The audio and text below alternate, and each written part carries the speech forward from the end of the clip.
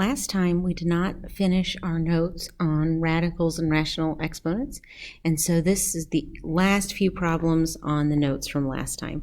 So the first thing it wants us to do is multiply each one by the conjugate, and we did this when we did imaginary numbers.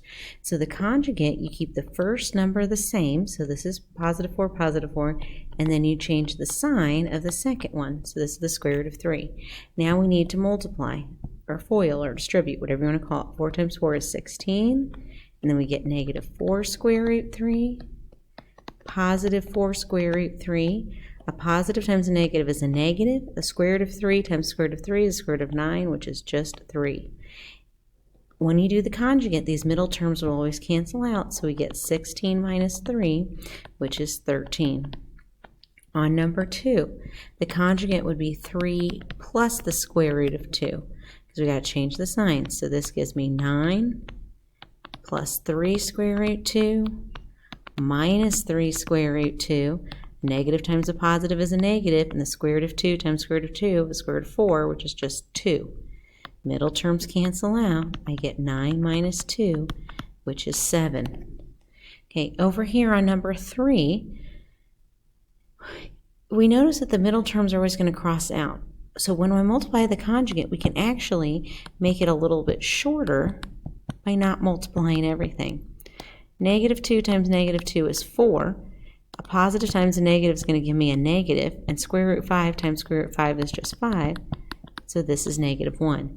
Now this shortcut only works when we're multiplying by the conjugate. So when are we going to multiply by the conjugate? Well, problems like this, where they want us to write it in reduced radical form. So to do that, we have to multiply top and bottom by the conjugate of the bottom. So on the first one, I'm going to multiply top and bottom by 3 minus square root 2. So 3 times 3 is 9, and then I get minus 3 square root 2. On the bottom, 3 times 3 is 9, and I can do the shortcut because it's a conjugate. Positive times negative is a negative. Square root 2 times square root 2 is just 2. So now I have 9 minus 3 square root 2. That won't simplify because they're not like terms. And on the bottom, 9 minus 2 is 7. Now, if there was a number that went into 9, 3, and 7, you could reduce it, but nothing goes into 9, 3, and 7, so that's your final answer. Number 2. The conjugate would be 4 plus the square root of 3.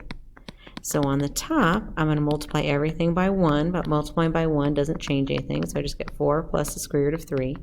On the bottom, because it's the conjugate, I can do the shortcut. 4 times 4 is 16. Square root of 3 times square root of 3 is 3, and it's a minus because I have a plus and a minus.